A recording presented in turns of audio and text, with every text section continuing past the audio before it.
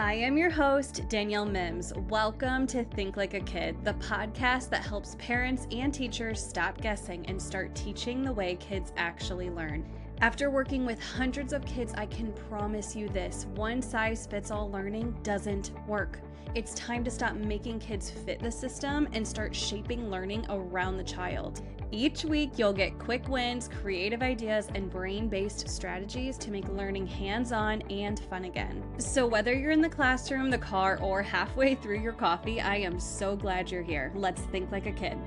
I'm really loving this whole podcast thing, so I'm so grateful that you're here listening and taking the time out of your day. I will do my best to keep this nice and short, but I wanted to share with you the whole term simple. Because when I started STEAM Made Simple, I was like, well, I'm going to do STEAM, which everybody thinks I made a typo on STEAM because they're like, it's STEM. I'm like, no, but it's actually with an A with the arts, which is the whole key of STEAM.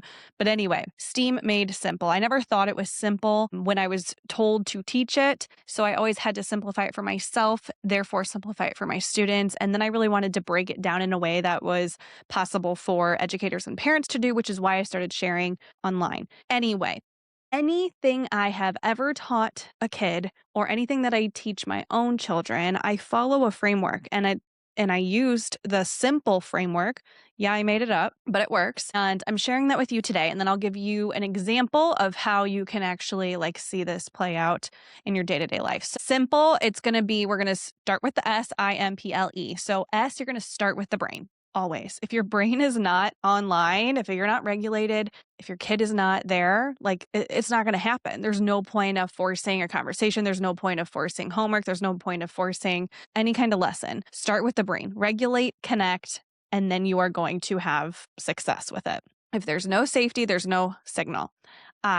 You are going to invite curiosity. So when I say that, you got to get your kid curious. You have to set up play invitations, use novelty, choices. You want to spark curiosity because that's what's opening up their learning pathways, is for meet them where they are. This is going to be on my tombstone. And this is for the record that I want it on my tombstone. You have to meet kids at their individual level, not where a textbook says they're supposed to be, not where someone else tells you they're supposed to be, where they're actually at. And it's up to us as adults to figure that out. Adjust the task, pace, the environment, the sensory load. No, it's not going easier on a kid. It's really just giving them scaffolds that you can slowly pull back when they don't need it anymore. But what we're wanting to do is setting them up for success. Okay? Following? Now we're going to move on to P. Practice. Whatever you're trying to teach, do it through play. I know that's a hot topic right now, and everybody's just like, oh, do it through play, but no one actually talks about it. So you're doing hands-on experiences, playful exploration, and that actually builds the neural pathways that make skills stick. So play is, do it like an equal sign. That's the brain's favorite way to practice anything. It is actually proven for adults as well. So do it for your kid. So we did SIMP. Now L, you are going to link whatever you're teaching to emotion and meaning.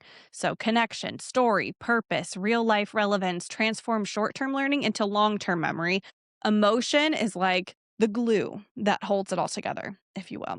And then last but not least, E, encourage independence. So having ownership over their creations or their learning, reflection, challenges, and strengthening that self-awareness. And independence in general gives kids confidence. And when you encourage that, that's where kids start to become independent thinkers and to start thinking for themselves. So where do we do this? Why do we do this? It blends for every single aspect of what you're teaching kids. So for STEAM, for math, for literacy, for reading. This works for kids who are neurodivergent, gifted kids, toddlers. It works for adults, teachers. You just follow the framework and you just have those connection pieces of what it really comes down to, which is curiosity and fun, hands-on, regulation, connection.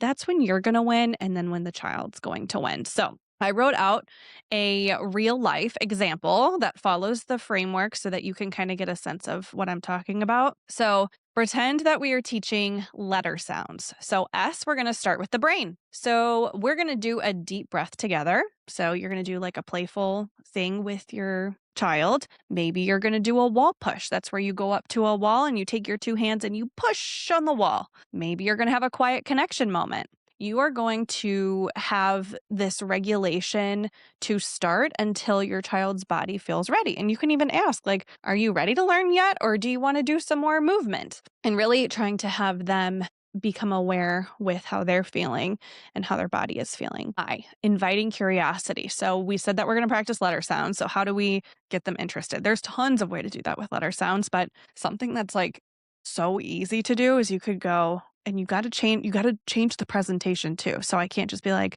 want to go on a sound hunt? Right now, you have to be like, do you want to go on a sound hunt? We could go search for things that start with the sound.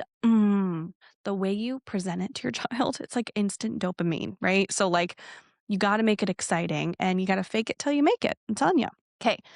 Meet them where they're at. So if your child needs movement, make it a walking hunt. If they need more structure, give them a basket and we'll collect things. And every single time we find something, we'll say what it is. We'll say the beginning sound and then we'll put it in the basket. Or if your child needs sensory, let them hold something fidgety or just give them what they need so that it's a successful experience. And you can just like think about it. You can go through different types of ideas and you can even offer choices of what you think that would make this learning experience even better for them. And it can be something as so simple, right? Like say that your kid has sensory overload with sound. You can even just give headphones and they're not listening to anything. They just put it on so that they can kind of block out all that other noise and just focus on what they want to focus on.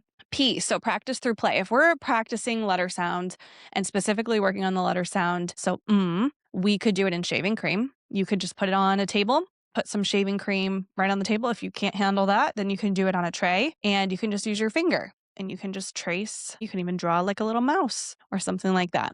You can also make an M out of masking tape. You can tape it onto the floor and you can have your child walk the letter. And you can also have them, if they like vehicles, then add a vehicle. You could have them go ahead and drive on the letter M. Or if they like dinosaurs, you could have like a dinosaur lineup on the letter M. So whatever their interest is, practice it through play. You could even do, I seriously could talk about this stuff all the time, which is why I made a whole curriculum so that you could just have my brain with you every single day. But you could toss bean bags on like letter cards, say that they've already practiced S and A and T, and then you're working on M. You could have those letters out and then you could call out a sound like S, and then they toss the beanbag on the S, or you could say and then they toss the beanbag on the L. L is linked to emotion. So you can talk about someone that you love that starts with the M sound. So you could say, says, like mommy, you found a word about someone you love, right? So you can kind of like tie it to emotion.